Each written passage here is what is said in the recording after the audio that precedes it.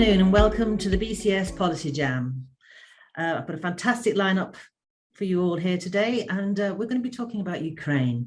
It's been just over a year since Russia's invasion of Ukraine, and at the time there were serious concerns that this could be a new type of war, not just one with boots on the ground and tanks, but a cyber war. This would not only affect Ukraine and its infrastructure, but could also be targeted at allies, and including the UK. Plus, there was the fear of unanticipated consequences, as once released, it could be difficult to contain a cyber attack.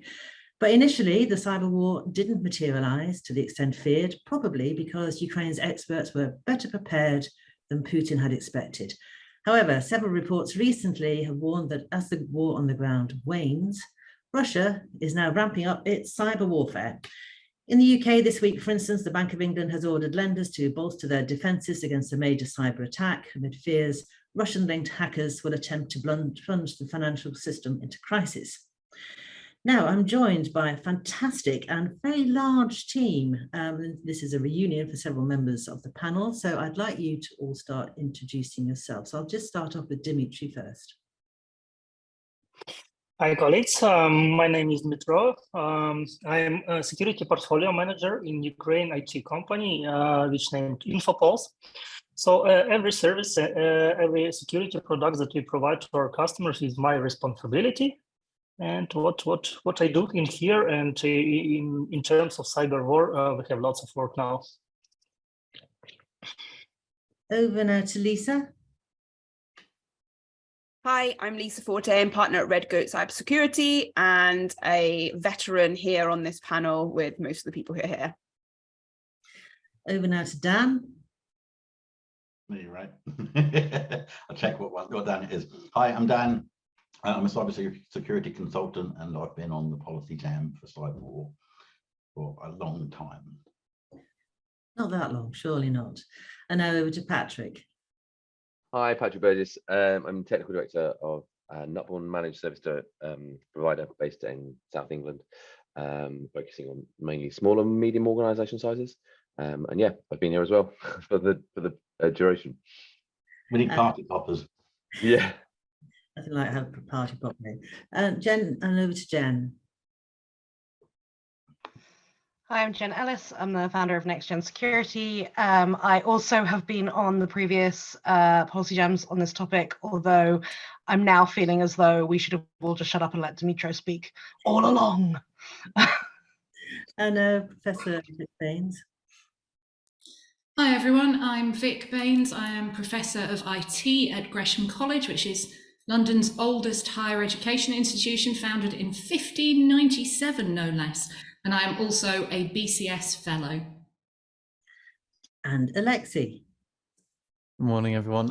My name is Dr. Alexei Drew. I'm currently a Technology Policy Advisor at the International Committee of the Red Cross based in London. But I've been a part of this panel for some time and I've actually changed jobs twice during it. So I was a senior analyst at the RAND Corporation for a year. And prior to that, which was still when this was ongoing, I worked at King's College in the Defence Studies Department. Thank you all and welcome, and it's going to be quite a packed policy jam, this one, and we've got a lot of points to cover. So one of the first things I want to do is to turn to Dimitri, because I'd like to get a feeling of what it's like on the ground at the moment. So what is the situation? How are you experiencing the cyber attacks and the situation in general in Ukraine, Dimitri?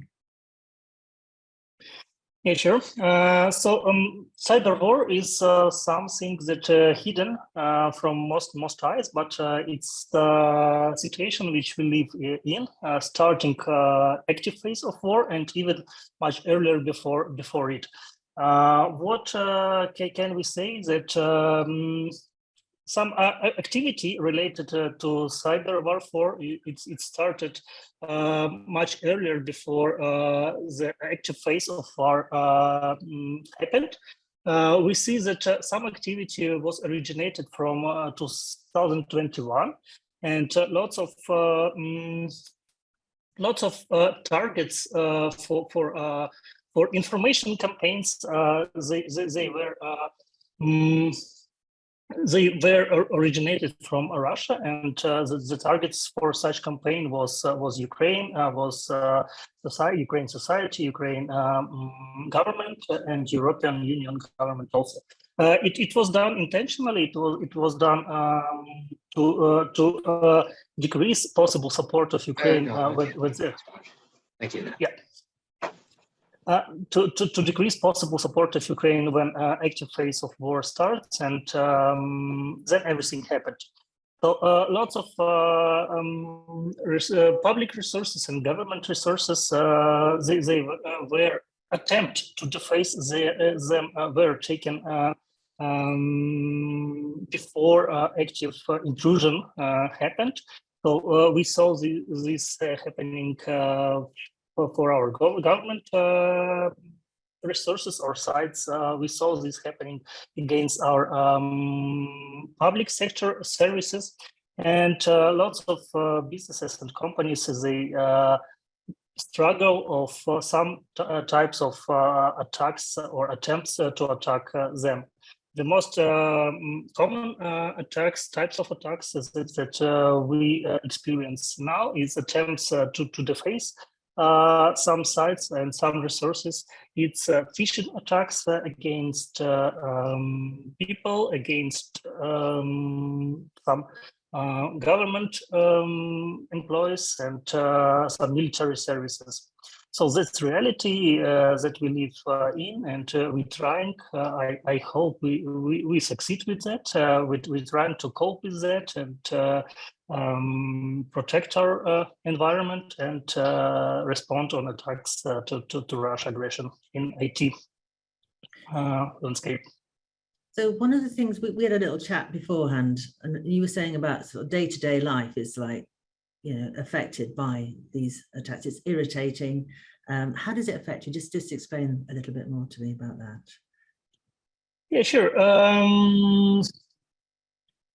So reality, when the war became, it was like that. So nobody understood how will we deal later. But lots of companies and government, they attempted to support people in the way to relocate employees, some government organizations to safer places.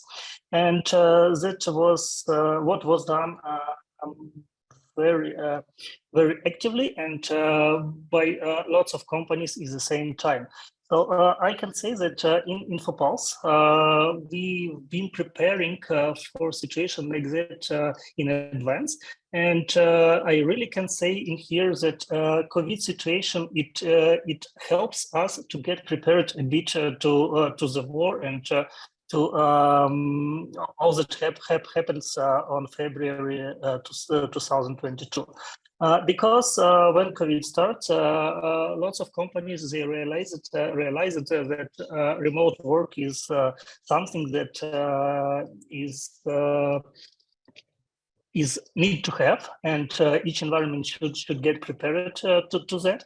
And that's why after 2 years of COVID and when the war became, lots of companies, they were able to keep working, keep processing requests, keep processing operations from any place from remote, and that helps a lot.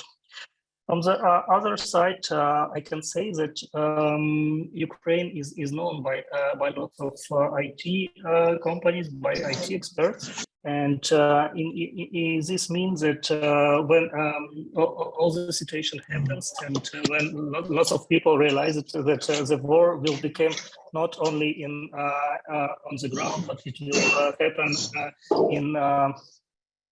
in digital world. So lots of people, they attempted and they self-organized. They organized it with some small teams. Some of them were managed by government bodies, but lots or even most not. And lots of people self-organized and they started started attempts to respond on attacks from from Russia. They attempted they attempted to deface or attack Russian services. So this is what's happening in the background in 2022, and now it's the same reality. So now, over the past 3 months or so, there's various reports coming out saying that there's been a ramping up as far as Russian attacks are concerned. Have you experienced that? Have you seen that yourself? If you talk about previous 3 months, I would say that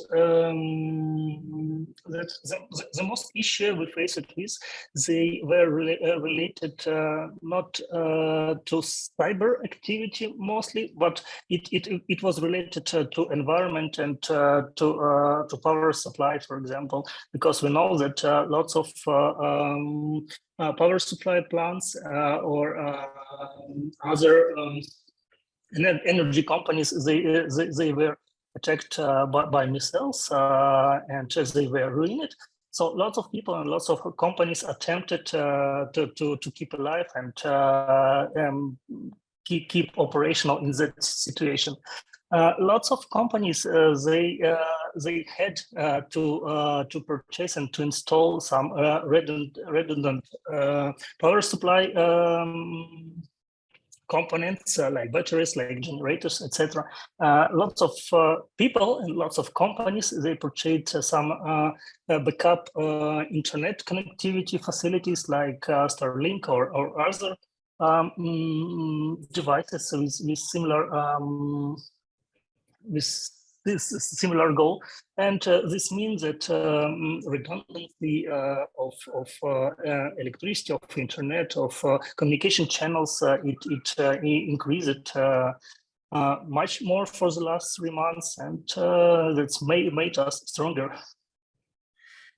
So that's the situation that we've got in Ukraine at the moment. Now, one of the points that we touched on previously when we've had these policy jams, we've had 2 now, was about the unintended consequences that happens, that when cyber attacks happen within Ukraine, they can spill out. So I'd like to turn to Lisa Fort about that, because that was something that you spoke about last time, Lisa. Hi, yeah.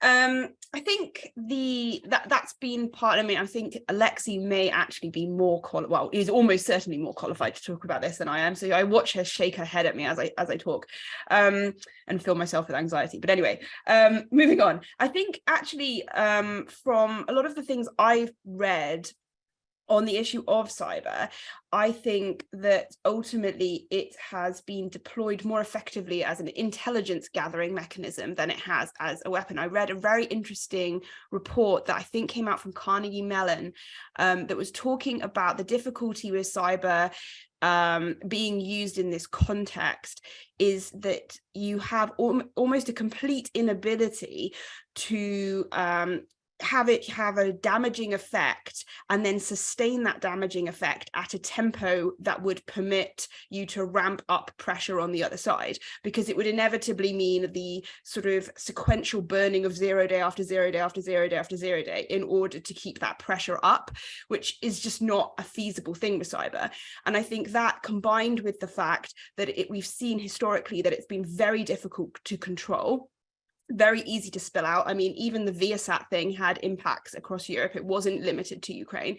The ability to control it and target it is very, very limited, actually. And that then poses a huge risk for escalating the situation and bringing people in that otherwise perhaps would be more invested in staying out. Alexei, would you like to comment? Yeah, I'd add a couple of things to that. I think the first one to add is that if you look, for example, the National Cyber Force released its first public doctrine piece just this week. And one of the things it talks about in that, and it's not really revealing anything new, it's just the fact that it's revealing it itself, which is new. But part of that is the fact that they talk about the destruction, or the long-term destruction of digital assets, is not actually the greatest utility in carrying out cyber offense. The greatest utility actually is disruption, and which is done in a manner which maintains access and use to some extent of that capability that you're trying to undermine, but in a manner which effectively undermines that actor's ability to believe or trust that their capability will work or work as intended. And I think that's not a unique position for the United Kingdom, certainly not. The other thing to bear in mind in terms of unintended consequences, one of the things that I think we have in previous discussions talked about unintended consequences or collateral damage as it spreads outside of the Ukraine. Lisa mentioned Viasat as an example of this. But it's also important to be aware that we're talking about an armed conflict. An armed conflict is meant to be between armed states and armed individuals within those states. It's meant to be between armed forces. So actual collateral damage happens within conflicts as well, within the constrained geographic spaces. So this is when civilians are harmed unintentionally or through poor planning and utilization of what offensive cyber capabilities are being employed by either side, which is important to note because civilians are harmed by cyber attacks, disruptive or otherwise, long-term or short-term, particularly when they're targeting critical national infrastructure such as power, hospitals, aid, communications, etc. So I think it's clear that that is a risk. It has been one that we have seen throughout the last year and more. And I think it's unlikely that we're going to see that risk go away, but we do need to stress to all participants that international humanitarian law and the primacy of being proportionate, discriminatory, and using distinction in the utilization of cyber is just as critical in that digital space as it is in the kinetic space. So it's quite interesting because the Ukraine government wants to see greater global cooperation to redefine aggression under international law, because the last time this was thrashed out was back in 1974 by the United Nations. And obviously a lot has happened since then, and also technology is now here to stay. So the Ukraine government wants to see cyber attacks to be equated as war crimes. Do you think that's possible? Well, it would require quite a significant international effort to do so. The first thing to be clear is that any action that breaches international humanitarian law is a breach of that, irrespective of whether it does so kinetically or physically or digitally. IHL applies to all current military technologies and future technologies. It's about the harm they cause. It's not about the method that they use to cause it. There are obviously distinct bits within the Geneva Conventions and the additional protocols that call out specific types of weapon and their usages, and in many cases, specific treaties which ban particular types of weapon, whether your signatories or ratified or not. But I think it's an ideal goal, personally, but I don't think necessarily it has to happen. We already have those laws in place that make it very clear that a war crime is a war crime committed through whichever means, and a breach of IHL is a breach whether you use a piece of malware or if you use a targeted precision munition. Going to Vic Baines now. Thanks, Claire. So yeah, just following up on that, I don't work so much on international humanitarian law, but I do work on cyberspace governance. And as many of the people on this call will be aware, there have been some moves in the United Nations. We're currently elaborating a process for developing a UN convention on cybercrime. Now, originally that was proposed around responsible behavior in cyberspace. So those bigger questions of, when is it okay to intervene in another country's cyberspace and when isn't it? So really considering that principle of non-intervention, and also whether existing international law is sufficient to cover all of these operations in cyberspace that in some circumstances can be termed to be military, but in other circumstances are conducted by civilians. And when we think in particular of the ongoing operations of the international IT army of Ukraine, I think that's a really interesting case in point, because what we've done, and quite legitimately have done, is we have allowed civilians who ordinarily would be investigated for cyber crimes to mobilize in such a way that they're acting to defend Ukraine, quite understandably, quite rightly. But what happens when we need to disband that? And where do those people go? And I recently had a dig into this and thought about the analogy of the international brigades in the Spanish Civil War in the 1930s, who, fortunately or unfortunately, whichever way you prefer to look at it, had the opportunity to go and fight another war when the Second World War arrived. So what happens to those people who have been part of this global international army defending the Ukraine when they need to go and find another target? And I don't know the answer to that question, but I do think it's, we are at a tipping point of sorts when it comes to international law, thinking about what reasonable behavior in cyberspace looks like, what unreasonable behavior, what contravenes the non-intervention principle, and really looking at that also in terms of all civilians being on the front line. So if there is election interference in the US, the Brexit referendum, etc., and we are on the front line for how we respond to misinformation and disinformation campaigns, are we now part of a civilian pseudo army? So I think that line between what is a military operation, what is a civilian operation, is becoming increasingly blurred inside and outside of the invasion of Ukraine. Okay, so I want to go to Jen to talk about that, because Jen has been nodding away earlier. So I was just wondering what your points were on that. Yeah, I mean, I think my nodding away is just because I'm agreeing with people who are much smarter and better informed than I am. And I'm not sure that I have a huge amount to sort of particularly add to sort of highlight further. I mean, I think, Vic's point about the fact that it's very easy to get very focused on a specific area of engagement, and certainly this is a worthy area of engagement to focus on, and the potential implications are huge, but we also do have to remember there is a broader landscape, and that there are other works going on. And so I think Vic's point about that and highlighting that other activity is happening there is good.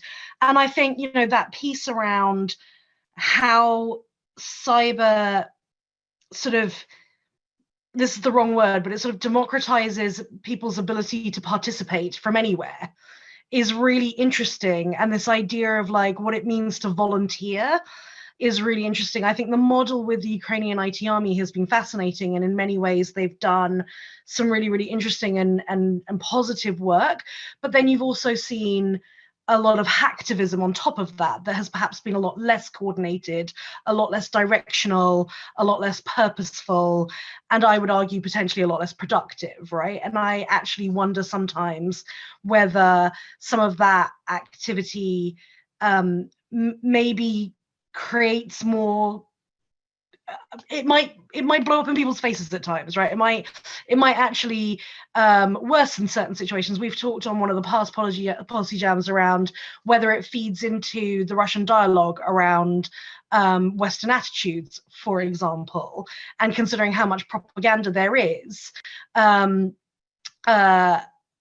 that's not super helpful if we are feeding that, right? We want there to be more support for Ukraine, and not to be feeding a sort of anti-West, anti-Ukraine dialogue with well-intentioned but ultimately quite naive activity. And I think we have to be careful always with any conflict scenario that we don't suddenly go, this thing that was illegal yesterday is suddenly now okay.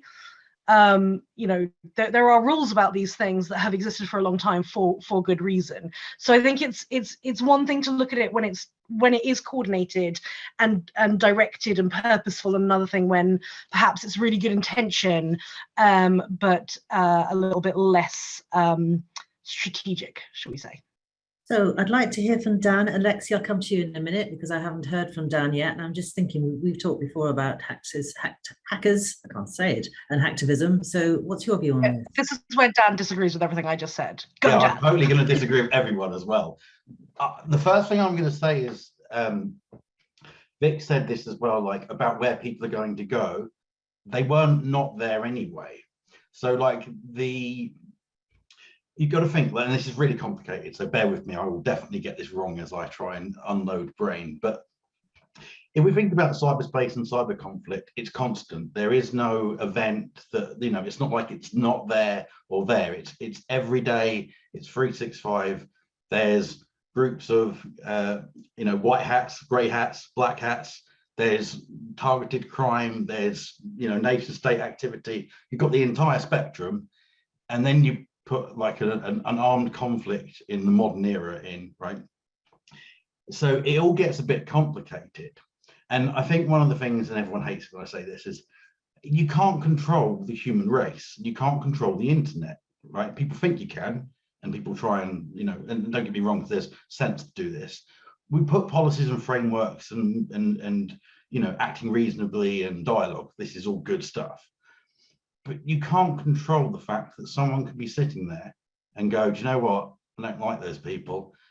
I'm going to start running some code, and I'm going to start enumerating a network, and I'm going to start doing offensive cyber, right? Because like you can do that with one person, and you can do it. Again, this is complicated. It always depends, but a small group of well-motivated individuals can do a significant amount of good or a significant amount of harm in cyberspace. So I think it's a really hard position to be in, because we're trying to modernize our laws and our thinking around cyberspace, but we deployed it, God, no, this would be wrong, but let's say 30 years ago, we went internet, let's go. So I think we're playing constant catch up with sort of like the how to manage, and I say this word in a nice way, but the nightmare the human race has created of technology thrown into our lives without thinking, should we do this? And is it safe? And how do we, and I don't use the word control because that's not the word I believe, but how do we make this safe and reasonable for society? And I think that's one of the massive challenges we face on a day-to-day basis, as a human race. That's my sort of view on how we handle it, because I think it's very reactive, and I think there's loads of great work people are doing on this as well, but I just think it's challenging, because let's say I'm a civilian, I'm not military. If I decide to like break into a network, does that make me and let's say it's a Russian network, right? Sorry, Russians. Does that make me a military person because I've sent some packets at a Russian server? And I'd argue really quite probably that no would be the answer. I'm just a civilian still. And bear with me, I will stop my long rant. But when we look at like how countries and like societies work, you've got like, let's say you've got a nation, but actually, and you've got a government. Well, the government's a sort of franchise, and then supporting that franchise of different departments and services and critical national infrastructure is a whole web of different organizations and supply chain.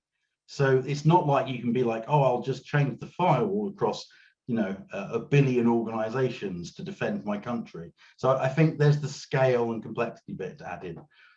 So I was going to come to Alexi, but Lisa's been making some good points here in the chat. Would you like to actually vocalize those about various things about KillNet and also about Yeah, it was just a question that I sort of went on a rant about, but via text instead of actually vocalizing it. Yeah, I was just saying that KillNet were an interesting and distinct group. So the reason that they were sort of pulled out was because, unlike APTs such as Fancy Bears and Cozy Bears, that were very distinct in their operations and very closely linked, although not viewed as state actors under international law, because fell far short of the test of meeting that. They KillNet were much more, I would describe them as angry nationalists, was the brand really, so they were quite unique. But then I think also there's been some interesting, I think that the argument has to apply on both sides. So we've also seen, for example, Anonymous Sudan, who, although aren't pro-Russian per se and supporting the Russian agenda, are anti-West, and so therefore, in some respects, supporting the Russian agenda against the West, sort of that way.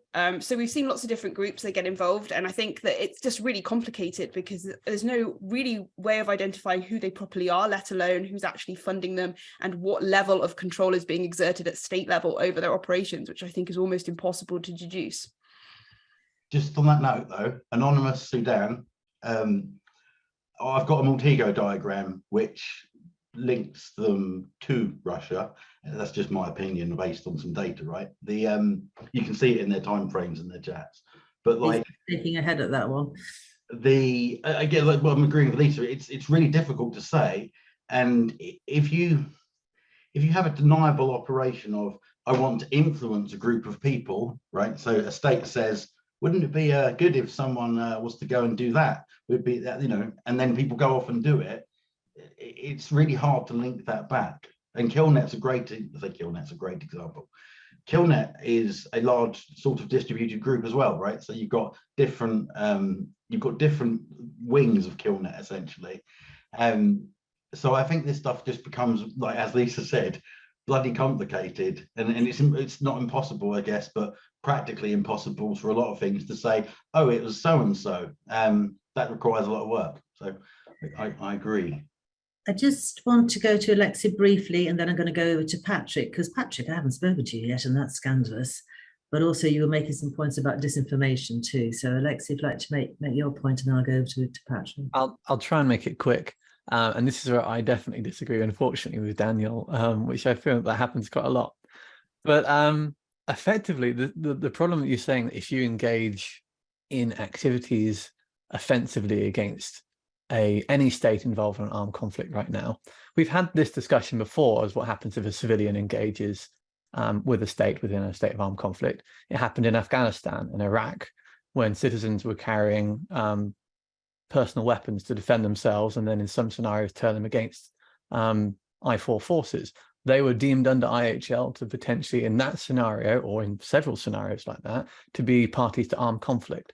So there is a possibility that by taking part in this manner, you are effectively, to those who might be then deciding how they operate and act within IHL, you might be classifying yourselves by your actions as party to an armed conflict, which comes with a great deal of responsibilities, possibilities in terms of redress and action against you. And it's not an area that we've really explored before in IHL terms. And I say that frankly, coming from the organization whose job it is meant to be to effectively defend and think about IHL. This is an area that we are actively trying to engage with now, that we're actively considering how do we engage with what we call non-state armed groups, as we've done in kinetic spaces for hundreds of years, but how do we do it in a digital space? Because these are things that people who are members of the BCS should be thinking of. If you are going to join the IT Army Ukraine, you should be aware of what that might mean for your personal status with regards to an international armed conflict. And I very much doubt that it's the kind of thinking that generally goes on, perhaps outside of this room and this call. But I'll leave it at that, and I'll let you move on to Patrick. Patrick, hello. Hello. Yeah, I feel like Jen. I feel like I just want to sit here and listen to everyone else talk for most of the thing. But I think, we talked about disinformation last time, and to the point that Dan was making, I think, people can act from the thing about the internet. The wonderful thing about it is that it's everywhere, right? It's even easier to sort of cross border. But the reality is that we're also all seeing disinformation. We're all seeing a picture that we're being portrayed through the internet. That's where most people are picking up their information from, and they're acting on that in the way that they respond. So when people are doing things, trying to help, whether that's helping or not helping, depending on what they are, they're doing it based on the information that they're seeing, which a lot of the time isn't necessarily what is happening on the ground, or is a curated feed or information that they're seeing through their, wherever they're getting it from.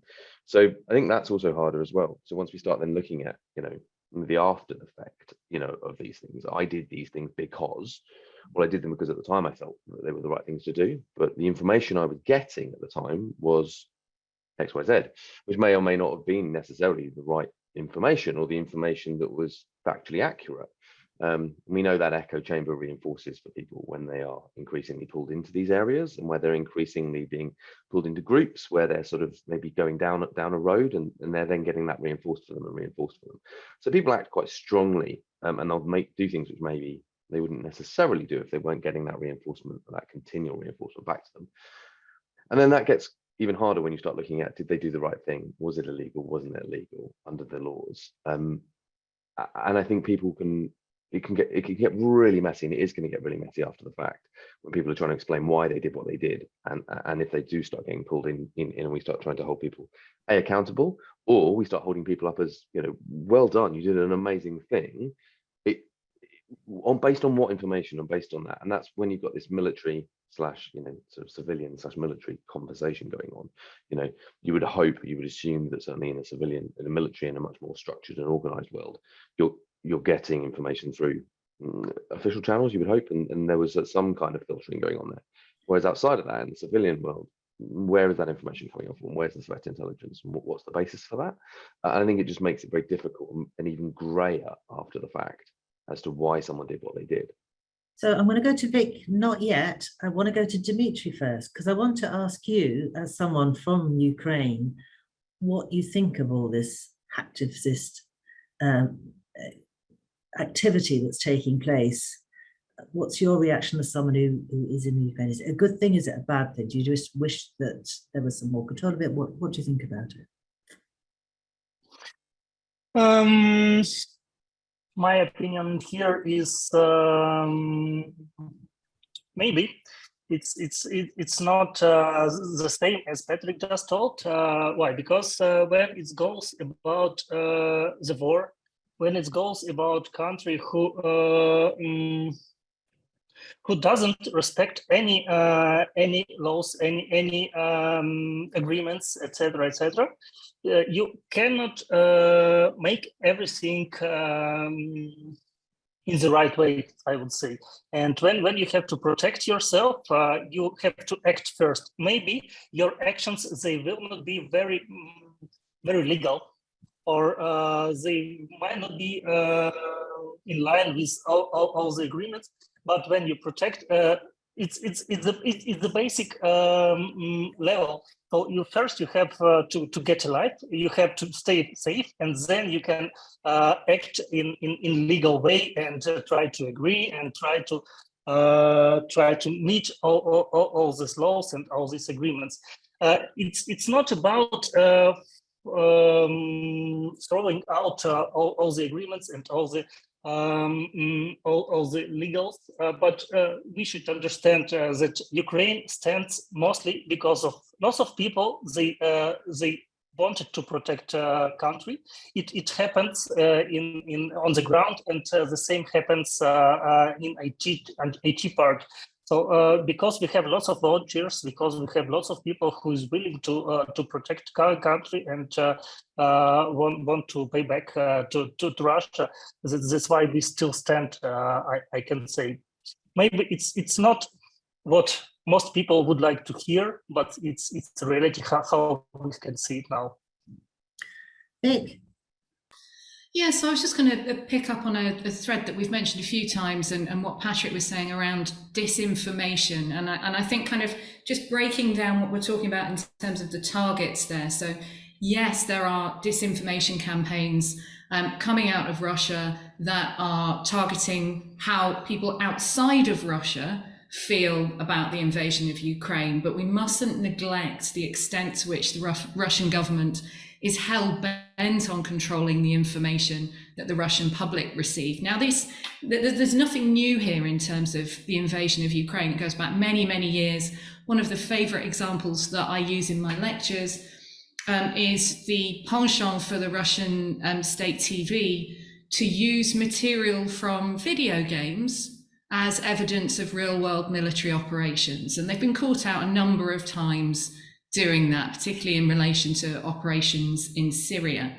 Now, information control touches on that idea of international law, cyberspace governance, because what we see in some of those negotiations in the United Nations is how important it is for countries like Russia and China to control exactly what their citizens see about the internet and on the internet. And the reason for this is that they see a loosening, a loss of information control as a direct threat to their national security. They see, for instance, US big tech dominance as a direct threat to their national security.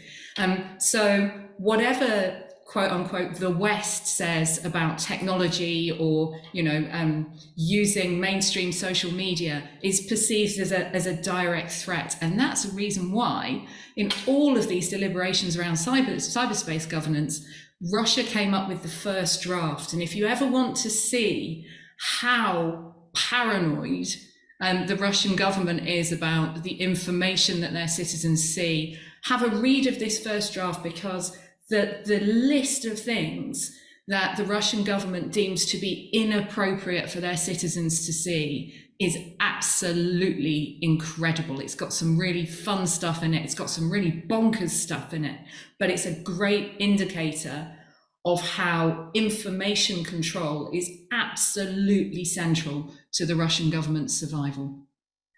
So we've had some questions coming in on the chat. One is, I wonder what people think about the legacy of the cyber conflict when state-level exploits have been used and later studied and used by non-state groups. It's from Paul T. I know Lisa and Dan have had some fun on that, and I will come to you shortly, Alexia, on this. So would you like to just explain to the wider world what you think? So Lisa first. Oh, not Lisa first. Get Dan to get. I'm not going to say much for legal reasons, but yeah, I think there's a lot that we've spoken about, and that certain people on Twitter and so on and so forth have spoken about with regards to certain exploits that have been used, and but I think, you know, we saw the damage that state developed exploits can yield with the sort of shadow brokers event, not at all connected with Russia. So my position has always been, and I work predominantly in financial services, and a lot of the CISOs and CIOs in the financial services industry say the biggest concern is that governments are making these exploits, they will not protect them adequately, and then it very quickly becomes the CISO's problems in these companies. And I suppose that, for me, working in the sector I work in, is my main interest in that sector, that, you know, whatever you create, you need to be pretty confident you can protect, because otherwise, and I'll let Dan deal with the horses element of that side, because I don't want to have to take that on. I mean, I think that's a really good point as well, though. Like, but if I'm defending a net, this is me, right? So I can only talk about what I know in my sphere. If I'm defending a network, I've got 0 days in my headlights, in the sense of I need to be aware of them, but largely I'm not worried about them in the sense of I'm not like, oh my God, someone's going to O-day me. Depends whose network I'm in, but like you talk, like a lot of the intrusions from networks are not O-days, right? These are things that are really expensive. They're really hard to develop. They get patched. They get developed as well. You know, when we talk about state, I don't want to go too on to this, but like, states are provided resources by the supply chain, which is the private sector. So states are not just like some siloed entity of cyber capability. So I think people need to think about supply chain. Supply chain is everything.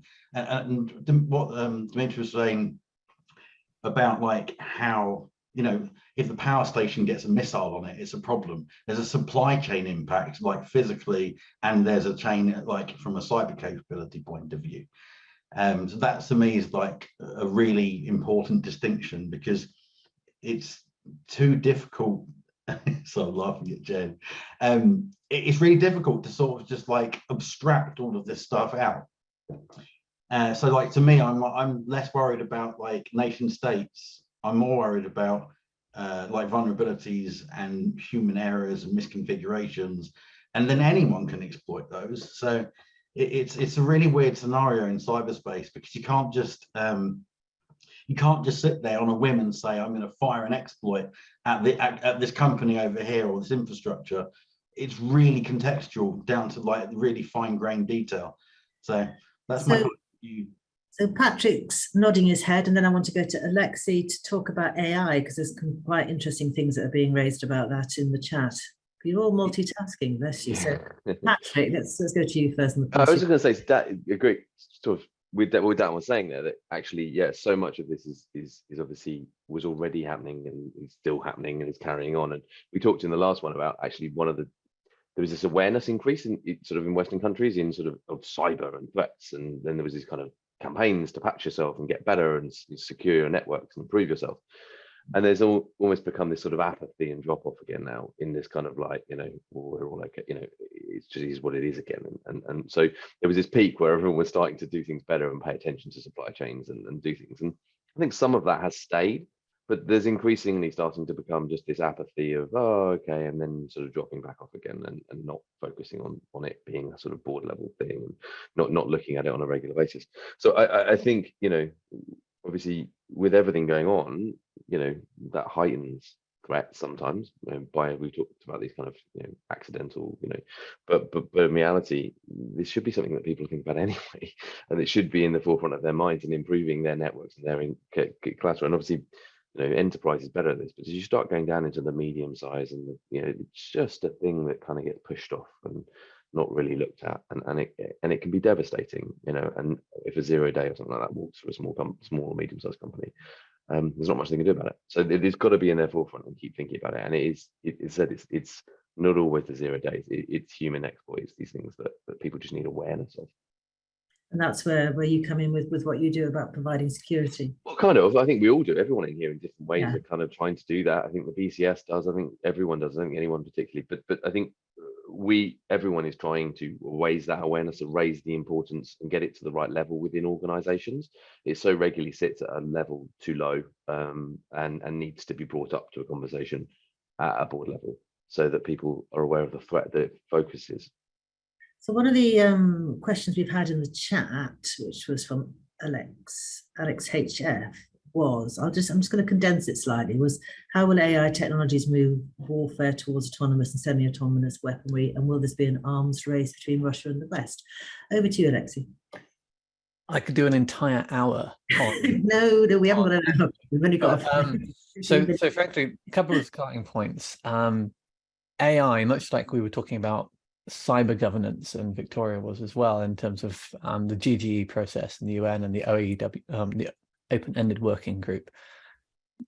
AI and autonomy in the military space, or autonomous weapon systems or lethal autonomous weapon systems, has been part of the international governance dialogue for a very long time. It's also worth separating, I think, in conceptual terms, autonomy and artificial intelligence, particularly in the use of weapon systems. A weapon system can be autonomous but not include anything to do with AI or machine learning. A landmine is autonomous, to use a very old example. And we have bans on landmines, international agreements on them.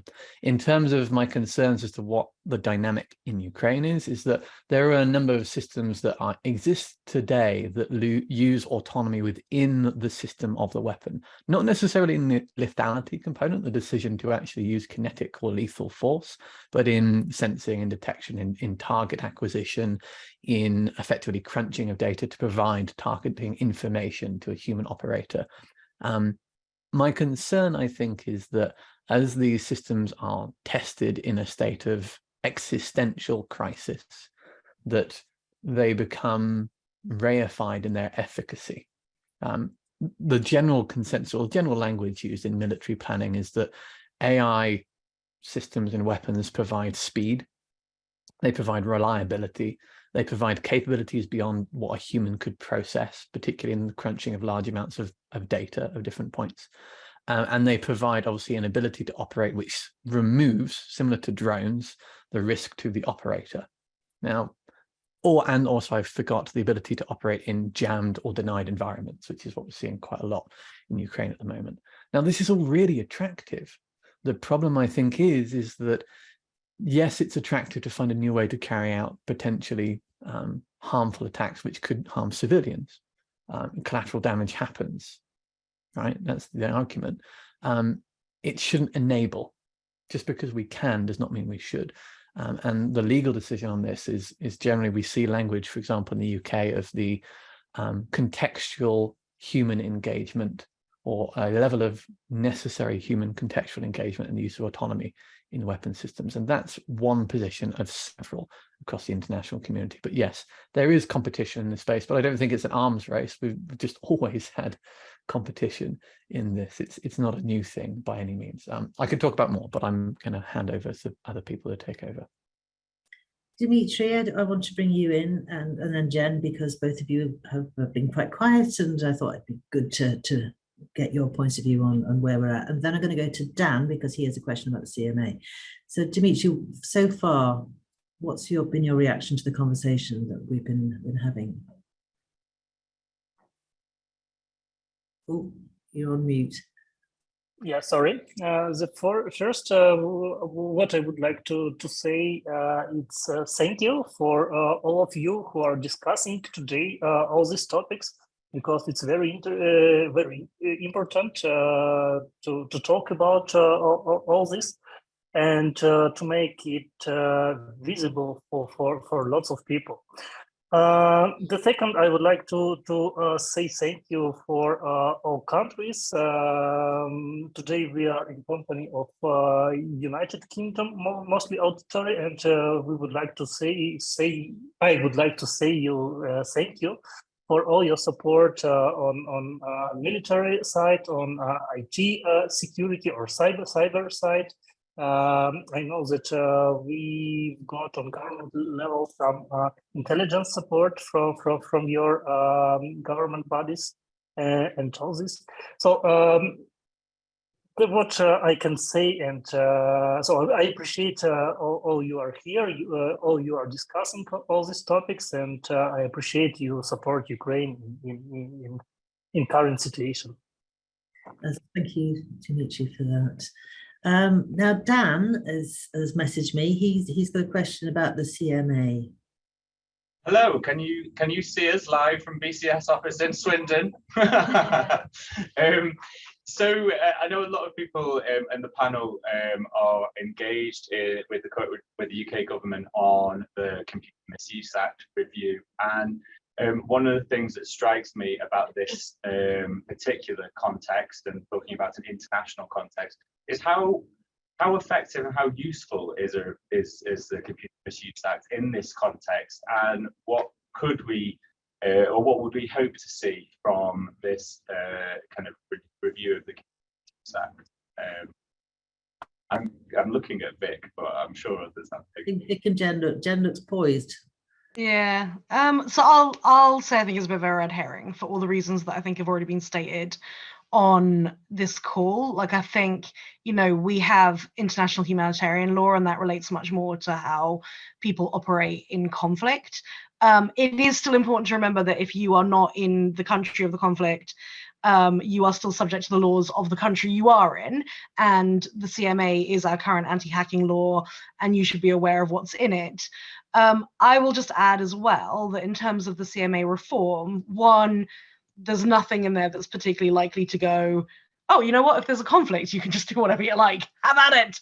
I don't think that's a thing that the Home Office is considering, nor do I think they should consider adding that. And the second thing is, I am speculating here, but given the current political agenda in the UK and what it looks like to actually get legislation moved, I don't think we're likely to see the reform of the CMA actually happen for some time anyway. And I really, really hope for Dimitro and all of his countrymen that the conflict will be absolutely resolved a long time before the legislation passes.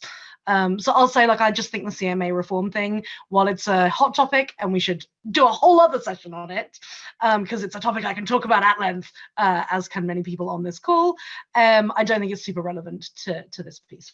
That's my opinion. And I'll just add, Claire, if it's okay.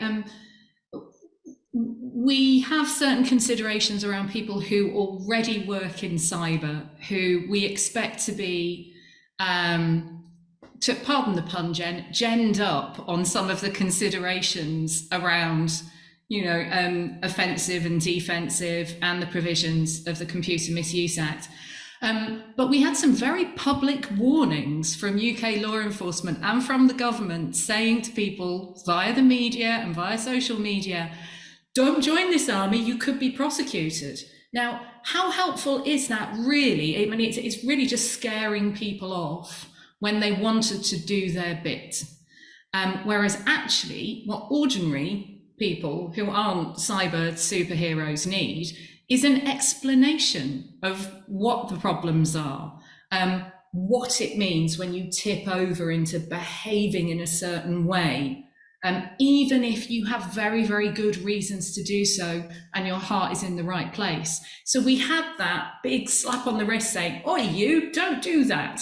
But we didn't then explain to people who aren't already information security specialists, why that was problematic. And so that's what I would like to see a lot more of as we go forward, as well as giving people really basic, really accessible cybersecurity advice, let's face it, because none of us are great at that, I don't think, so far, is also explaining, what it means if you're into trying to get into something, why that might suddenly be a criminal offence, and not just trying to, which we see a lot these days, trying to divert children from a potentially criminal career path. There are people like my mum who is a really good open source researcher, but sometimes we need to explain to people like my mum why it's not okay to, set up a password and a fake account to get into a space they shouldn't be in, for example. I've just shocked my mum, I think. No, I was just thinking that. Yeah, never mind. Can I just pretend you didn't hear that? I'll wipe your memories later. can I just add on to that? That while the government did say that, I think it's really unlikely that the CPS is going to come after anyone for anyone who did do something, unless they really caused egregious problems, or unless, as we talked about earlier, they don't stop when the conflict's right. Like, you can't just keep going and be like, I'm an internet mercenary. So that's the first thing. The second thing is there was a question in the chat about the National Cyber Force.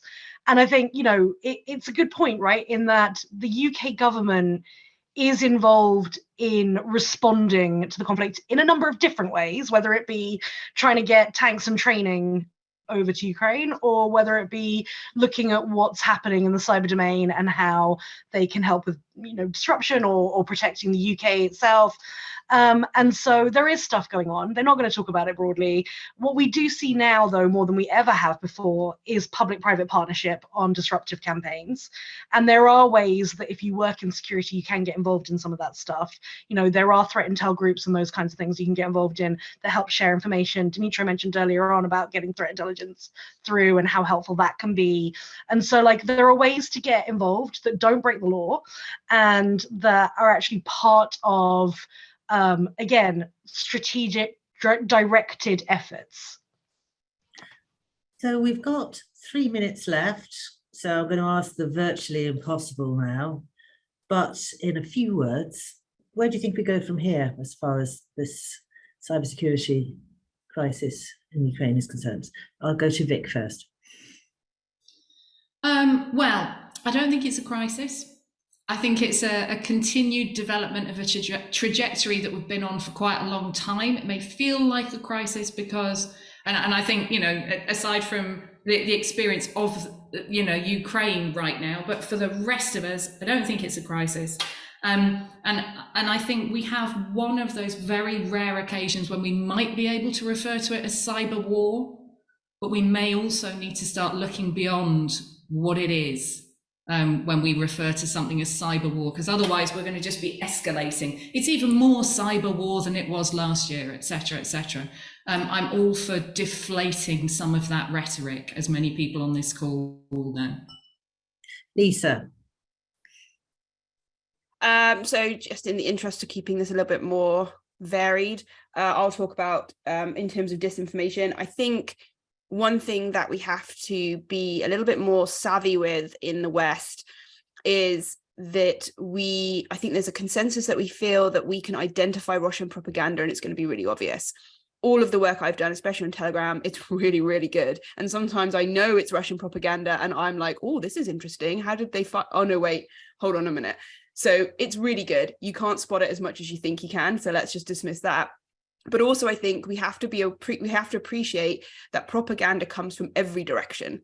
And we have to be very careful that just because it fits with our narrative and we want to hear it, doesn't necessarily mean it's true. Patrick. I'll second that. But yeah, absolutely what Lisa just said. I think, really we need to keep talking and keep this debate going. The fact that we've got this many people in a room here and we're talking about this, and this is a subject for debate, I think is a wonderful thing. And I think this is pushing us in the right direction. So I think, yeah, absolutely, we need to look past what's happening in Ukraine as well to the future. But I think the more we can talk, the more we can keep professionals in this environment engaged and keep this at the top of an agenda, the better things will be. Alexei? I've got two things. One, I think that we really need to use this as an opportunity to raise awareness of people in the InfoSec community as to what happens should they engage in an interstate armed conflict. We also need to do some thinking about what that means first, perhaps, before we try and tell them something we haven't worked out properly yet.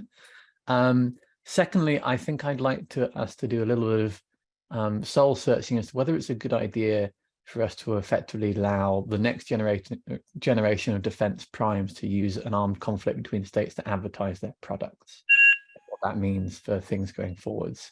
And I have concern as to what that means in terms of where power sits and what that means for humanitarian concerns in future conflicts.